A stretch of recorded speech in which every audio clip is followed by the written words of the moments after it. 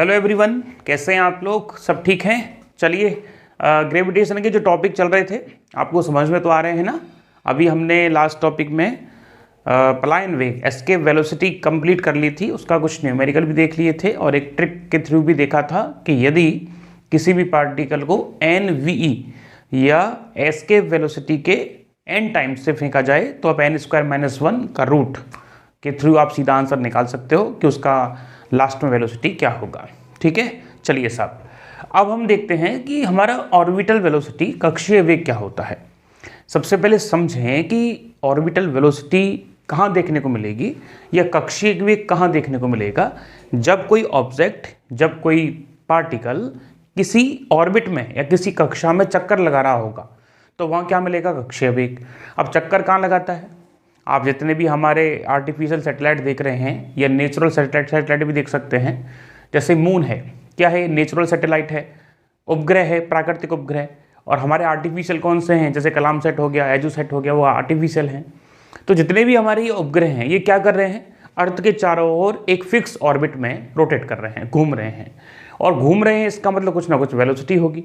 तो वो जो वेलोसिटी है जिससे घूम रहे हैं वो क्या कहलाएगी? Orbital velocity. तो देखो ध्यान से, सबसे पहले आप हेडिंग डाल लें ऑर्बिटल वेलोसिटी या कक्षीय वेग। कक्षीय वेग का मतलब क्या है कि जैसे ये है अर्थ, मान लो, क्या मान लो? अर्थ। ऐसा करो, इससे बड़ा, ये अर्थ बड़े रूप में लिखने से बेहतर ये होगा कि हम यहाँ पे RE लिखते हैं। ठीक है, मतलब अर्थ की रेडियस। और इसके चारों ओर कोई भी सैटेलाइट या कोई भी उपग्रह जो है, हम क्या कहते हैं? किसी भी ग्रह के चारों ओर चक्कर लगाने वाला ऑब्जेक्ट क्या कहलाएगा? उपग्रह, सैटेलाइट। और ये जो सैटेलाइट है ये यहाँ से, कहाँ से? सतह से h हाइट ऊपर चक्कर लगा रहा है। तो टोटल के इसको स्मॉल r मान लेते हैं और हम लिख दें कि स्मॉल r बराबर क्या है? r plus h। r क्या है? Radius of earth. देखो, हम जब बोर्ड पे लिखें तो आप लिखा मत करो, ये वीडियो रोक के आप लिख सकते हो। ठीक है, सारी पॉसिबिलिटी आपके पास है, तो आप जल्दबाजी ना करें। इसका मतलब ये जो r है वो यहाँ भी होगा, ये जो r है वो यहाँ भी होगा। ये तो रेडियस हो गई इस बड़े वाले सर्किल की या ऑर्बिट की। ठीक है साहब, हमारा जो सैटेलाइट है, फॉर एग्जांपल सैटेलाइट कुछ इस तरह के होते हैं, आपने देखे होंगे, कुछ इस तरह से घूमते रहते हैं वो। अब हमारा टारगेट ये है कि हम इसकी वेलोसिटी को देख पाएँ कि किस वेलोसिटी से चक्कर लगाता है। कोई भी चीज़ यदि घूम रही है तो हमने आपको समझाया था कि वो केवल और केवल सेंट्रीपिटल फोर्स की वजह से घूमती है, अभिकेंद्रीय बल।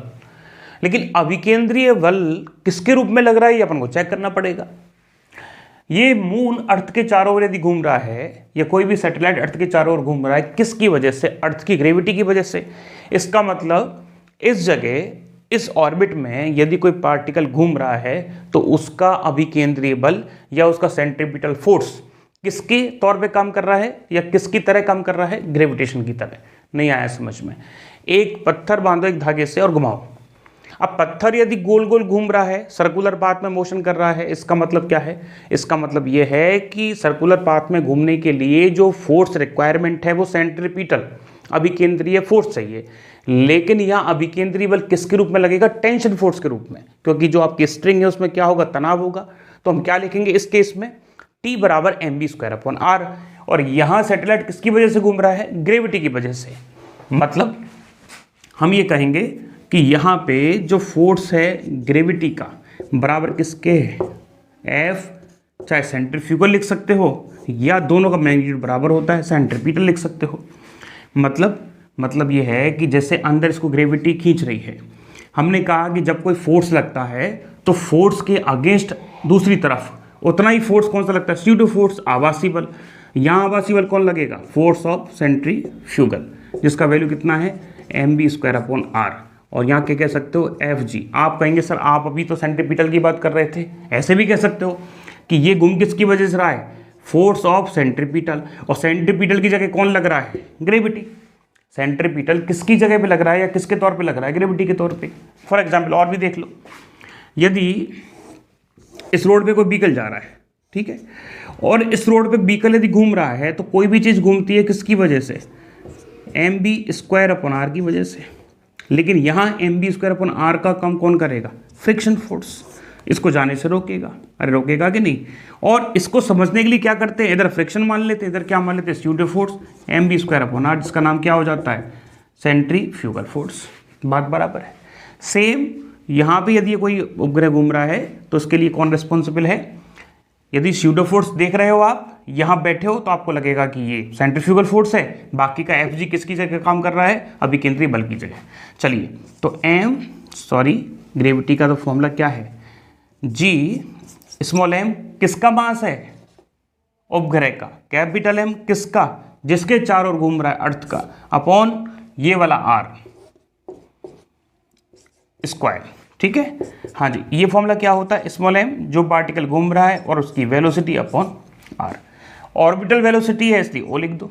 चलो साहब, एक r से एक r चला गया, एक m से एक m चला गया। हम क्या देखें कि v0² बराबर आ रहा है, सॉरी v0² बराबर रूट मत लगाओ अभी, एक स्टेप और लिख लो, gm अपॉन स्मॉल r। हम चाहें तो gm upon r plus h भी लिख सकते हैं, क्योंकि हमने पढ़ लिया r बराबर क्या है, r e प्लस h, और यहाँ से पता लग गया v0 बराबर कितना है, root gm upon r plus h। ये फॉर्मूला आ गया आपका। ये लो जी, किसका, ऑर्बिटल वेलोसिटी का। इधर लिख देते हैं, यदि आपको नीचे दिखाई नहीं दे रहा है तो हम यहाँ लिख देते हैं। हाँ, हम क्या देख रहे हैं, हम देख रहे हैं कि v0 बराबर रूट gm अपॉन r। ये r किसके बराबर है, root gm upon r plus h। यदि हमारा ऑर्बिट जो है उसका रेडियस बहुत छोटा है, मतलब आपका जो ऑब्जेक्ट है, आपका जो सैटेलाइट है, वो बहुत पृथ्वी के नज़दीक है, तो उस केस में हमारा जो हाइट है वो छोटा है आर ई की तुलना में। मतलब पृथ्वी से माना 20 किलोमीटर, 25 किलोमीटर, 50 किलोमीटर, 100 किलोमीटर घूम रहा है, 200 किलोमीटर तक घूम रहा है, तो सारा जो एच है वो किसकी तुलना में छोटा हो जाएगा, आर ई की तुलना में। तो इस केस में क्या करेंगे हम, v0 बराबर क्या लिख सकते हैं, रूट gm अपॉन r। ठीक है, ध्यान रखना, केवल ये इस केस के लिए है। अरे ठीक है ना, चलो साहब, हाँ जी, एक काम कर सकते हैं क्या, ऊपर नीचे r² का मल्टीप्लाई करो जरा, ऊपर नीचे r का मल्टीप्लाई कर लो, r² का रहने दो।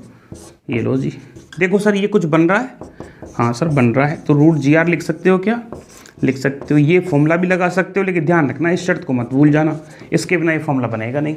ठीक है, चलिए साहब और चेक कर लेते हैं। और क्या देखते हैं हम लोग, हम देख सकते हैं v0 बराबर, हाँ जी, रूट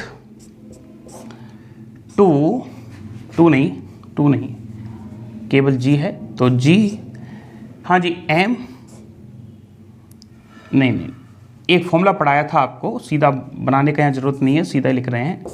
एक फॉर्मूला पढ़ाए थे, g बराबर 4/3 पाई r g d। ठीक है, इस फॉर्मूले की वैल्यू यहाँ लिख दो। कैसे लिखोगे, v0 बराबर, हाँ जी, 4/3 पाई r g d, और मल्टीप्लाई में क्या है, r कितने हो गए, 2, तो r आ जाएगा बाहर, बाकी का सारा सामान अंदर। ये लो जी, पाई जी टी हो गया। चलो अब हमको बताओ, उसी तरह, किसी तरह जैसा हमने एस के वेलोसिटी में किया था, हाँ जी, एम नियत, क्या नियत, एम नियत है, तो देखो ये फॉर्मूला आएगा, तो v0 प्रोपोर्शनल टू 1 की पावर r की पावर हाफ, या v0 प्रोपोर्शनल टू 1/r की पावर हाफ। ठीक है, देखो इधर फटाफट, स्मॉल g नियत, यदि स्मॉल g नियत, तो v0 प्रोपोर्शनल टू, देखो जी कहाँ है, r ऊपर है, तो r की पावर हाफ। ये तो सर वैसा ही आ रहा है जैसे एस्केप वेलोसिटी आई थी, बिल्कुल वैसा ही है, लेकिन कुछ अंतर है, और अंतर क्या है वो आपको दिख भी रहा होगा। एस्केप वेलोसिटी क्या थी, v बराबर रूट 2gm अपॉन r, ये था। अंतर क्या था, रूट 2 एक्स्ट्रा था, मतलब इसको ऐसा भी तो लिख सकते हैं, हालांकि इस पर हम पूरा डिटेल में भी लिखवाएंगे, पर कोई बात नहीं, एक बार तो आप लिख लो। देखो ये v0 हो गया, तो v0 का रूट 2 गुना क्या होता है, एस्केप वेलोसिटी, अभी समझाएंगे। ठीक है, d नियत है, देखो d नियत है, तो v0 समानुपाती r। नियत का मतलब होता है जिसकी बात हो रही है वो फॉर्मूले में होना चाहिए। ये चीज़ें आप ध्यान रखें, बस आपका काम हो जाएगा। आप इसको नोट कर लें, फिर हम ऐसा करो, ये भी यहीं लिख लो, ये वाला तो लिख देते हैं। हम जानते हैं, क्या जानते हैं सर आप, हम जानते हैं एस्केप वेलोसिटी बराबर रूट 2gm अपॉन r। ठीक है। और वी को आप ऐसा लिख सकते हो √2 मल्टीप्लाई बाई GM/R, और इसको क्या लिख सकते हो √2, और ये तो हो गया B0 के बराबर, तो B आ गया B0 का √2 गुना। फटाफट नोट कर लो, फिर हम आगे बढ़ते हैं, और यदि आपने बना लिया हो तो इसको हटा रहे हैं। देखो इधर फटाफट क्या करने वाले हैं हम। हाँ जी, √2 गुना करें VE बराबर √2 गुना किसका, ऑर्बिटल वेलोसिटी का। इसका मतलब क्या है, लिख लेना इस बात को, ये क्वेश्चन पेपर में आया हुआ है एक बार, और क्वेश्चन क्या आया था वो करवाएंगे। इसको क्या लिखोगे, VE मतलब S के वेलोसिटी V0 का √2 गुना होता है। हमने तो शॉर्ट में लिखा है, आप पूरा लिख सकते हो, पलायन वेग कक्षीय वेग का √2 गुना होता है। चलो ऐसा लिख सकते हो क्या, और इसको ऐसे भी लिख सकते हो, मतलब v का 1/√2 गुना कौन होता है, V0। चलो दूसरा तरीका क्या है, ये तो हो गया पहला तरीका। दूसरा तरीका देखो, 1.414 V0 लिख सकते हो भाई, √2 का वैल्यू इतना ही होता है कि नहीं होता। चलो इसको ऐसा भी तो लिख सकते हो, 1 + 0.414 V0 लिख सकते हो ना। चलो इसको ऐसा भी तो लिख सकते हो,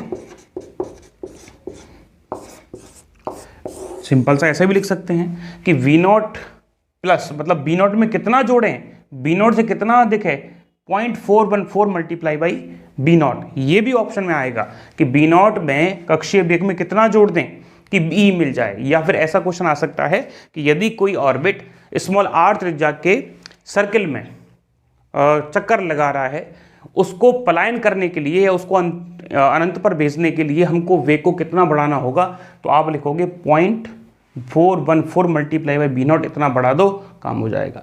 इसको परसेंटेज में भी देख सकते हैं, 100 का गुणा कर दें तो, यदि 100 का गुणा कर देंगे तो आपको पता चलेगा इसका परसेंटेज कैसे कैलकुलेट करेंगे। ऊपर नीचे 100 का गुणा करके इसका परसेंटेज निकाल देंगे। तो परसेंटेज जब निकालेंगे तो ये आ जाएगा 100% B0 प्लस 41.4% B0 या 141% 141.4% ऑफ B0। ये लो जी, हमारा एस्केप वेलोसिटी V0 का 141.4% होता है। मतलब B0 को 141.4% यदि आप रखोगे B0 का, तो क्या आ जाएगा B, या B0 में कितना जोड़ोगे कि आपका एस्केप वेलोसिटी मिल जाए, तो B0 में कितना जोड़ोगे, या तो 41.4% जोड़ो या 0.414 जोड़ो। नहीं आया समझ में, अरे आ गया होगा, नहीं आया कोई बात नहीं। ये क्या है, ये है सिंपल सी न्यूमेरिकल वैल्यू जो आपको दिख रही है, ये परसेंटेज चेंज है। इसमें करना क्या है, इसमें इतना सा करना है कि यदि B0 हमारा इतना है तो इसमें कितना परसेंट जोड़ें कि आपका B मिल जाए, 41.4% जोड़ो। किसमें, B0 में, जो प्रेजेंट वैल्यू है उसमें। अच्छा, B0 की टोटल कितना होना चाहिए, B0 का कितना गुना होना चाहिए जो B मिल जाए, तो ऑप्शन में 141.4%, तो ये भी करोगे, और ये है √2 गुना, तो ये भी करोगे। अरे नहीं आया समझ में, आ गया होगा, एक क्वेश्चन करवाएंगे पूरा याद हो जाएगा। चलो इसको भी करके बताते हैं, एक बार इसको नोट कर लो फिर आगे बढ़ते हैं। हाँ जी चलिए देखिए, चलो पहले तो इसको बताते हैं। हाँ जी, ये क्या है देखो, इसको सॉल्व करोगे तो ये आ जाएगा 0.707 ऑफ BE। अरे यही तो आएगा, 1/√2 की वैल्यू यही तो होती है। इसका मतलब क्या है, ध्यान से समझो, B0 क्या है, BE का 0.707 गुना, या V0 बराबर क्या लिख सकते हैं सर, 1 माइनस, यदि आप देखोगे इसको तो इसको एक तरह से 70 मान लो, ठीक है, 7 हटा देते हैं अपन लोग, ऐसा करो 71 मान लो, 0.7 है तो 5 से बड़ा है तो इसको अपन राउंड ऑफ कर लेते हैं, 1 हो गया। तो कितना लिख सकते हैं इसको, 0.29 घटाएंगे तो 71 आ जाएगा। वी लिख दे 1 माइनस या वी माइनस 29 वी किसमें, पॉइंट में। तो हमको क्या मिल जाएगा बी नॉट। तो देखो बी का 0.71 गुना क्या होता है, ऑर्बिटल वेलोसिटी, या बी में से बी का मतलब बी में से इतना घटा दोगे तो आपको क्या मिल जाएगा, बी नॉट। या ये लिख सकते हैं बी ई का 0.71 गुना या टाइम्स, ठीक है, बीई से 0.29 वी कम, इसका मतलब ये है, ठीक है। अब इसको परसेंटेज में लिखना चाहें तो वी नॉट होता है 71% ऑफ बीई, मतलब बीई का 71%। और इसका मतलब इसको ऐसे भी तो लिख सकते हो, कैसा, बीई मतलब इसका 100 का गुणा कर दो इसमें, तो क्या आ जाएगा 100% BE minus 29% of BE. BE में से कितना कम, 29%, 29% कम। यहाँ क्या लिखोगे, बी नॉट का 141.4%। यहाँ क्या लिखोगे, बी नॉट से 41.4% अधिक, ठीक है। यहाँ क्या लिखा है, बीई का नहीं कहाँ गया, ये रहा, बीई से 0.29 बीई कम या बीई से 29% कम, ठीक है। ये सारी चीज़ें याद रखना। देखो क्वेश्चन कैसे आएगा, यदि स्मॉल एम, अरे नहीं एक बात तो लिख लो पहले, हाँ जी, इसमें कहीं स्मॉल एम आ रहा है क्या, यदि चींटी घूमे हाथी घूमे पृथ्वी के चारों ओर तो दोनों के लिए आर देख लो और मास देख लो। कहने का मतलब हाथी और चींटी के लिए ऑर्बिटल वेलोसिटी बराबर है। तो लिख देते हैं हम ये बात, कक्षीय वेग का मान, कक्षीय वेग का मान स्मॉल एम या वस्तु के द्रव्यमान पर निर्भर नहीं करता। तो क्या करता है फिर, नहीं करता पृथ्वी के द्रव्यमान, पृथ्वी की जगह दूसरा प्लेनेट भी हो सकता है, पृथ्वी के द्रव्यमान पर निर्भर करता है। चलिए अब देखिए, स्मॉल एम द्रव्यमान का एक उपग्रह पृथ्वी के नज़दीक चक्कर लगा रहा है। यह कक्षा से, जिसमें चक्कर लगा रहा है, यह कक्षा से पलायन, एस्केप कर जाएगा यदि, हाँ जी पहला ऑप्शन बताना है कौन सा सही है, यदि इसका वेग v0 का √2 गुना हो जाए। ऑप्शन बी, इसका वेग v0 का 141.4% हो जाए। लैंग्वेज को समझना भाई, हाँ जी, इसका वेग v0 से 41.4% अधिक हो जाए, ठीक है। ऑप्शन डी, हाँ जी ऑप्शन डी। और क्या बन रहा है, बीई v0 141 गुना। चलो, इसकी गतिज ऊर्जा 2 गुनी हो जाए। चलो, ऑप्शन ई, इसकी गतिज ऊर्जा 200% बढ़ जाए। नहीं 200%, हो जाए, ठीक है, एफ इसकी गतिज ऊर्जा 100% बढ़ जाए। चलो जानकारी करके बताओ इसमें से कौन से ऑप्शन सही हैं कौन से गलत हैं, फटाफट नोट कर लो, फिर अपन आगे बढ़ते हैं। हाँ जी, चलिए आपका आंसर आ गया होगा। पहला दूसरा तीसरा तो ठीक है, वो तो वही है जो हमने लिखवा दिया था, 141% हो जाना या 41% से बढ़ जाना या दोगुना हो जाना, मतलब √2 गुना हो जाना।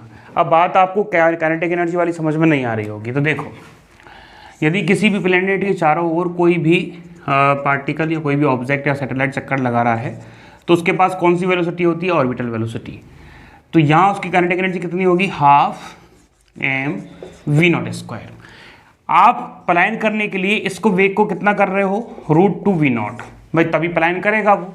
तो पलायन करने वाली काइनेटिक एनर्जी कितनी हो जाएगी, m√2v0 का होल स्क्वायर।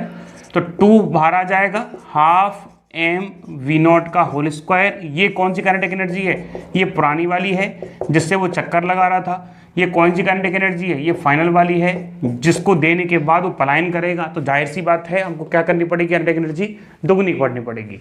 यदि हम दोगुनी कर रहे हैं तो यदि हम 100 से गुणा कर देंगे तो हमको परसेंटेज का रेशियो पता लग जाएगा। तो हम काइनेटिक एनर्जी को कितना कर दें, इनिशियल का डबल कर दें, 200% कर दें, या जो है इसको ऐसा लिख लीजिए 1 + 1। तो क्या लिखना, क्या आ जाएगा 1 + 1 में, 1 + 1 12mv02। आप देखोगे कि इसका मल्टीप्लाई यदि इससे करें तो 12mv02 + 12mv02। यदि ये 100% है, क्या है ये 100%, तो इसमें कितना जोड़ें कि काइनेटिक एनर्जी डबल हो जाए, 100% और जोड़ दो। इसका मतलब क्या है, काइनेटिक एनर्जी को 100% बढ़ा दो या काइनेटिक एनर्जी को 200% कर दो या दोगुना कर दो, तो हमारा पार्टिकल क्या होगा, एस्केप कर जाएगा, पलायन कर जाएगा। आप इसको नोट कर लें, फिर आगे चलते हैं। चलो साहब हटा दें इसको, ओके। अब हम बात करते हैं कि जो हमारा सैटेलाइट या ऑब्जेक्ट कोई भी, पार्टिकल कोई भी, या कोई पिंड है, बॉडी है, कुछ भी है, जो चक्कर लगा रहा है किसी भी प्लेनेट के चारों ओर, किसी भी मास के चारों ओर, तो उस जिस वेग से वो लगा रहा है वो वेग तो कहलाएगा कक्षीय वेग, ठीक है। लेकिन कोई ना कोई टाइम पीरियड तो होगा। जैसे चांद है वो हमारे पृथ्वी के चारों ओर चक्कर लगा रहा है, या हमारी जो पृथ्वी है वो सूरज के चारों ओर चक्कर लगा रही है, तो 365 और 1/4 दिन लेती है। तो वैसे ही हम टाइम पीरियड कैसे कैलकुलेट करें, माना ये कोई भी हमारा ऑब्जेक्ट है, या कहें तो वो मास है जिसके ग्रेविटेशनल फील्ड में कोई भी छोटा ऑब्जेक्ट चक्कर लगा रहा है, ठीक है। इसका वेलोसिटी कितना है b, रेडियस कितना है r। तो हम कहेंगे कि इसको घूम के वापस यहाँ आने में कितना टाइम लगेगा। तो आप कहोगे सर हमारे पास एक फॉर्मूला है, चाल बराबर दूरी बटे समय। हम जानना चाहते हैं समय क्या है, मतलब आपको पूरा चक्कर लगाने में या यहाँ से लेकर यहाँ तक दूरी तय करने में कितना टाइम लगेगा। तो सर यदि कोई भी r रेडियस का सर्किल है तो उसका डिस्टेंस कैसे निकालते हैं, वही होती है जो उसकी परिधि होती है। और चाल क्या हो जाएगा, समय इधर आ गया तो चाल नीचे आएगा। चाल क्या है, ऑर्बिटल, मतलब v0। अरे नहीं आया है क्या, इसको ऐसा नहीं लिख सकते क्या, दूरी बटे चाल। दूरी कौन सी, जो वो पूरा करेगा 2πr, और चाल कौन सी, जिससे वो पूरा करेगा v0। चलो जी, t बराबर 2πr, v0 कितना होता है Gm/R। और यदि हम बात करें हाइट काफ़ी ज़्यादा है तो स्मॉल r आएगा, यदि हाइट कम है तो कैपिटल R आएगा। चलो इसको ऐसा लिख सकते हैं क्या, 2π रूट उल्टा हो जाएगा, ये r चला जाएगा ऊपर, नहीं, एक सेकेंड, इसको तरीके से सेट करना पड़ेगा। नीचे तो करो Gm, ठीक है, ऊपर r ऑलरेडी है ही और एक r और आ गया, ये कहाँ चला गया ऊपर। अब देखो ध्यान से, t बराबर 2π, ठीक है, r की पावर कितनी है, 1, और ये कितनी है सर, ये हो गई हाफ और 1 कितना हो गया 3/2, तो r की पावर कितना हो गया 3/2। नीचे कितना आ गया Gm। अरे ये बात सबको समझ में आती है कि नहीं आती, a की पावर m हो, a की पावर n हो तो आंसर आता है m + n, मतलब बेस बराबर हो तो हाइट, घातें क्या होंगी, जुड़ जाएंगी। तो देखो यहाँ आर और आर है तो बेस बराबर है, तो इनकी जो पावर है 1 और 1/2 आपस में जुड़ के क्या बना देंगी, 1 + 1/2 बराबर 3/2। तो सीधा सा क्या है, यदि बेस बराबर है तो पावर जुड़ेंगी, ये तो आपको आता होगा, चलो कोई बात नहीं। तो टी प्रोपोर्शनल टू किसके आ गया, आर की पावर 3/2 के। और आपको याद आ रहा होगा थोड़ा थोड़ा सा, ये केपलर का लॉ होता है तीसरा, नहीं आया होगा अभी याद, आ जाएगा। स्क्वायर करो दोनों तरफ, t² बराबर 4π² r³ gm, अब याद आ जाएगा, t² प्रोपोर्शनल टू r की पावर q। याद आ गया, ये केपलर का तीसरा नियम है। और अभी आगे पूरा केपलर का नियम आएगा तब वापस बढ़ाएंगे। t² प्रोपोर्शनल टू क्या है, r की पावर q। सर आपने r तो ये पढ़ा रखा है, तो हम मना थोड़ी कर रहे हैं, हम तो यही पढ़ाए हैं। तो चलो इसमें मान रखो भाई, t² बराबर 4π² gm, r की वैल्यू रखो, कितना है, अरे बोलो, ऐसा करो, r + h की पावर कितना आ गया, t। ठीक है, दोनों तरफ रूट ले लो, 2π√gm। हाँ जी, क्या लिख सकते हैं, r + h की पावर 3/2। एक काम करो, इसमें से r कॉमन निकालो, 2π, हाँ जी, √gm, हाँ जी, r की पावर कितना आया, 3/2, 1 + h/r की पावर कितना आया, 3/2। अरे लिख सकते हो क्या, बिल्कुल सर लिख सकते हैं, क्यों नहीं लिख सकते। चलो जी, और क्या आंसर आ सकता है। अब इसको आप ऐसा कर सकते हैं, चाहें तो इसको नीचे ले आए, नीचे लाने की क्या ज़रूरत है, ऊपर ही ठीक लग रहा है, नहीं नीचे ले आते हैं, ज़्यादा बढ़िया लगेगा। एक काम करें, ये है gm, ठीक है, इसमें क्या है कि दो चीज़ें मिली हुई हैं, कौन कौन सी, 1+ और हाफ, ये मिली हुई है ना। हाफ को ऊपर रहने दो, r को ले आओ, मतलब इसको ऐसा लिख सकते हो ना, r की पावर हाफ और √r। ठीक है, तो r को नीचे लाएंगे तो किस में आएगा, वो r² में, ऊपर क्या रह गया, हाफ, इधर क्या आ गया, h/r की पावर 3/2। चलिए हम ऐसा क्यों कर रहे हैं, क्योंकि 2π तो है ही, साथ में ये क्या हो गया भाई, ये तो हो गया सर g, और ये क्या है, r की पावर हाफ, और ये क्या है, 1 + h/r की पावर 3/2। अब देखो हम क्या देखने वाले हैं इधर, 2π तो ठीक है सर, √g भी ठीक है 2π, और यहाँ आ गया ये r आधा, और नीचे क्या आ गया g, और मल्टीप्लाई बाई 1 + h/r की पावर 3/2। ये फॉर्मूला इंपॉर्टेंट है किसका, टाइम पीरियड का, ये होता है, याद रखना है आपको। हालांकि हम अक्सर जो है काम में ये लेंगे, न्यूमेरिकल भी इसी से आएगा, केवल इसी से, लेकिन फिर भी हमको क्या है कि पूरा फॉर्मूला याद करना है। सर ये और ये क्या अंतर है, दोनों में अंतर इतना सा है कि ये h छोटा है किसकी तुलना में, r की तुलना में, उसके लिए लगेगा। h छोटा होगा r की तुलना में तो h/r क्या होगा, बहुत छोटा होगा, तो ये कैसा हो जाएगा, नेग्लिजिबल, हमारा आंसर आ जाएगा ये। अभी आपने जो फॉर्मूला देखा, t बराबर 2π√r/g 1 + h/r की पावर 3/2, ये है जनरल फॉर्मूला सभी केसेस के लिए। यदि r h बहुत छोटा है तो t बराबर 2π√r/g। इसका मतलब क्या है कि यदि कोई ऐसा प्लेनेट है, किसका टाइम पीरियड है ये है उपग्रह का या सैटेलाइट का, जिसका हम ऑर्बिटल वेलोसिटी लिखे हैं, या जो चक्कर लगा रहा है उसका टाइम पीरियड है। तो ध्यान रखना, यदि हाइट बहुत कम है r की तुलना में, तो वो जो पार्टिकल है, इसको कैलकुलेट करने के बाद r बराबर आप क्या लिखोगे, 6400 किलोमीटर, और g बराबर 9.8, कितना लिखोगे, 6400 किलोमीटर, और g बराबर 9.8 मीटर/सेकंड²। कैलकुलेशन करोगे तो आपको मिलेगा 1.4 आवर या 84 मिनट में चक्कर लगा लेगा अपना जो भी प्लेनेट होगा। ठीक है, ये ध्यान रखना। ऐसे ही जैसे हमने फॉर्मूला निकाला था b बराबर √gm/r, ये क्या था, ये h जब वो छोटा हो r की तुलना में, तब वेलोसिटी थी, कौन सी, ऑर्बिटल वेलोसिटी। यहाँ g का मान लिखो, m का मान लिखो, r का मान लिखो, ये तकरीबन 8 किलोमीटर/सेकंड की स्पीड से आएगा। मतलब पृथ्वी के नज़दीक यदि हमारा कोई प्लेनेट है, बहुत नज़दीक, तो उसको कितने स्पीड से चक्कर लगाना पड़ेगा, 8 किलोमीटर/सेकंड से पृथ्वी के चारों ओर घूमना होगा। अब हम कई सारे केस लेते हैं, आप ये लिख लीजिए, फिर हम केस डिजाइन करते हैं। हाँ जी, देखो ध्यान से समझना, ये बहुत अच्छा टॉपिक है। पहला पॉइंट ये है कि यदि हमारी पार्टिकल की या सैटेलाइट की ऑर्बिटल वेलोसिटी हो जाए 0।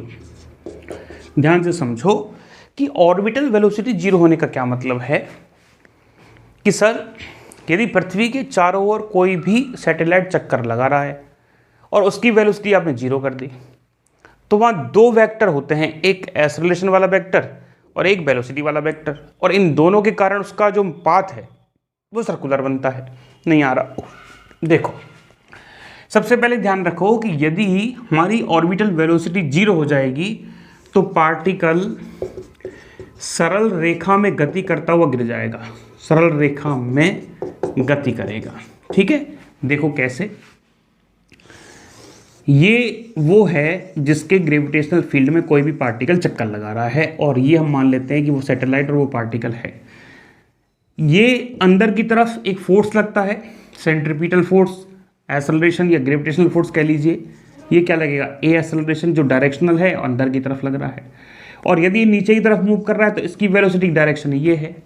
यदि वेलोसिटी 0 नहीं है तो रिजल्टेंट कहाँ आएगा, इधर। आप कहेंगे सर ऐसे कैसे हो सकता है, ये वेलोसिटी और ये एक्सेलरेशन है। अरे ये क्या है, एक्सेलरेशन, वेलोसिटी में change with respect to 1 second या 1 सेकेंड वेलोसिटी में चेंज है, तो इसको हम डेल्टा v बराबर 1 डेल्टा v अपॉन 1 सेकेंड भी तो लिख सकते हैं। इसका डेरिवेशन आता है हमारे कोर्स में, डेल्टा v अपॉन 1 सेकेंड। तो ये क्या है, वेलोसिटी में चेंज, ये क्या है, वेलोसिटी। तो रिजल्टेंट वेक्टर कहाँ है, यहाँ। तो पार्टिकल ऐसे घूमेगा। अब यहाँ क्या होगा, यहाँ वेलोसिटी इधर हो गई और इस पॉइंट पे एक्सेलरेशन कहाँ है, अंदर की तरफ, तो रिजल्ट आ गया इधर। अब एक्सेलरेशन कहाँ है, अंदर की तरफ, रिजल्ट आ गया इधर। एक्सेलरेशन कहाँ है, अंदर की तरफ, रिजल्ट आ गया इधर। नहीं आया समझ में। कहने का मतलब क्या है कि इन दोनों वेक्टरों के होने की वजह से वो धीरे धीरे सर्कुलर पाथ में मुड़ती रहती है और घूमती रहती है। अब सोचो, ये वेलोसिटी की डायरेक्शन थी, ये अंदर की तरफ लगने वाला फोर्स था, रिजल्टेंट आना चाहिए था ये, लेकिन ये हमने 0 कर दिया। यहाँ वेलोसिटी ही 0 हो गई, तो जैसी वेलोसिटी 0 होगी तो ये वेक्टर उसको मिलेगा नहीं, वेलोसिटी वाला। अब उसके पास कौन सा वेक्टर रह गया, अंदर वाला। तो इसी के कारण क्या होगा, वो सीधा अंदर चला जाएगा, सीधी रेखा में, सीधी लाइन में। आ गया बात समझ में। जैसे मून अपना वेग खो दे तो मून को पृथ्वी खींच लेगी बिल्कुल सीधे तरीके से। ठीक है, चलिए दूसरी कंडीशन ये है कि यदि v0 8 किलोमीटर पर सेकंड हो, तो सर ये तो अभी निकाला है, वृत्ताकार मार्ग में घूमेगा।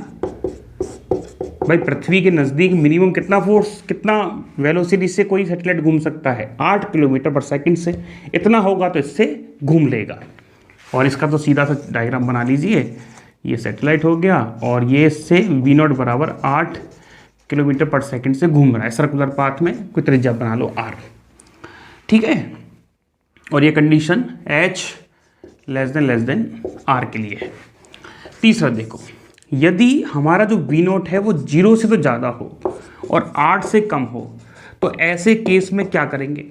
ऐसे केस में हम क्या करने वाले हैं, सर ये जो केस है इन दोनों का कॉम्बिनेशन है, क्योंकि 8 से कम होगा तो सर्कुलर पाथ पे तो नहीं घूमेगा, ये बात तय है। 8 से वेलोसिटी कम होगी तो सर्कुलर पाथ में नहीं घूमेगा। इसका मतलब ये पार्टिकल किसी भी ग्रह के चारों ओर चक्कर लगा रहा था, वेलोसिटी 8 से कम हो गई तो धीरे धीरे सर्पिलाकार में हेलिक्स स्ट्रक्चर बनाता हुआ गिर जाएगा। ठीक है, इसका मतलब क्या बनेगा, सर्पिलाकार हेलिक्स स्ट्रक्चर, सर्पिलाकार पथ में घूमता हुआ गिरेगा। ठीक है, या अंदर आएगा। चलो साहब, चौथा, यदि v0 बराबर रूट, यदि सोचो v0 बराबर हो जाए किसके, 11.2 किलोमीटर पर सेकंड के। कहने का मतलब v0 जो हम ले लें वो ले लें पलायन वेलोसिटी के बराबर, तो क्या होगा, एस्केप करेगा वो। लेकिन एस्केप कैसे करेगा, ऐसा करो पहले ये समझो कि हमारी जो वेलोसिटी हो वो ज़्यादा हो जाए किससे, 8 किलोमीटर पर सेकंड से, और कम हो जाए किसमें, 11.2 किलोमीटर पर सेकंड से। ये पहले वाला केस है। और इससे अगला केस क्या लेंगे, कि हमारी जो वेलोसिटी है वो ज़्यादा हो जाए 11.2 किलोमीटर पर सेकंड से। तो इस केस में तो क्या होगा कि एलिप्स में मतलब दीर्घवृत्ताकार में चक्कर लगाता क्या करेगा, घूमता रहेगा। क्यों? क्योंकि पलायन करने के लिए 11.2 किलोमीटर पर सेकंड जरूरी और वृत्ताकार के लिए 8 जरूरी।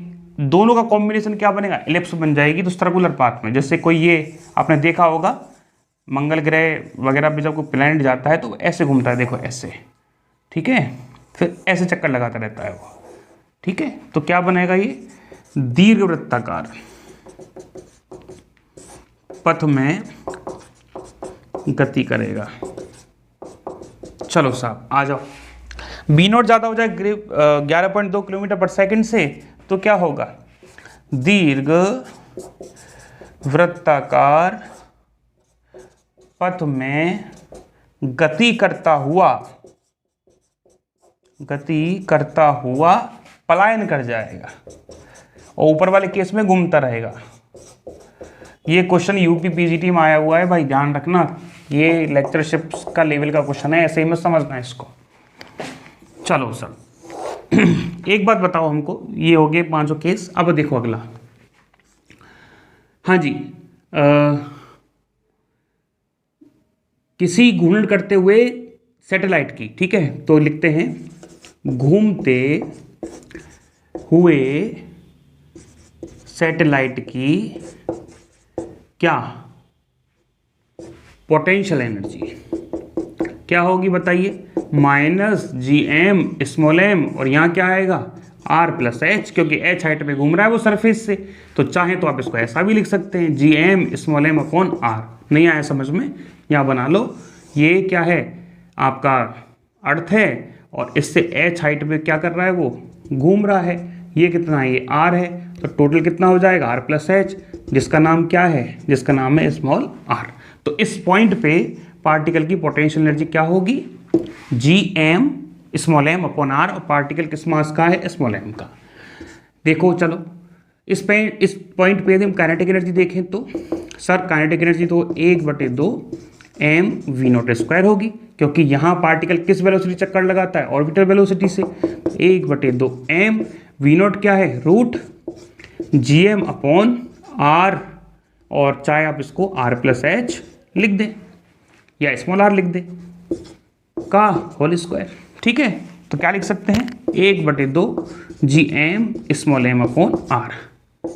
बात आ गई समझ में, ध्यान रखना ये इंपॉर्टेंट है। 1/2 gm(m)/r। टोटल एनर्जी निकाले, कुल ऊर्जा, हाँ जी, ये केबीएस में पूछा गया था टोटल एनर्जी का कॉन्सेप्ट केवल। तो बच्चे कंफ्यूज हो गए कि टोटल एनर्जी क्या हो सकती है। तो देखो क्या आंसर आता है टोटल एनर्जी का। ये ऐसी टोटल एनर्जी है जो नेगेटिव आ रही है, जो बाउंडेशन को शो करती है कि सैटेलाइट बंद के चलेगा या बंधा रहेगा। देखो जरा, कुल ऊर्जा बराबर क्या है, kinetic energy plus potential energy. Kinetic energy कितनी है, ½ gm(m)/r और पोटेंशियल एनर्जी कितनी है, gm, ये क्या है 1, ये क्या है आधा, तो रिजल्ट क्या आएगा, -1/2 gm(m)/r। तो टोटल एनर्जी कैसी होती है, नेगेटिव।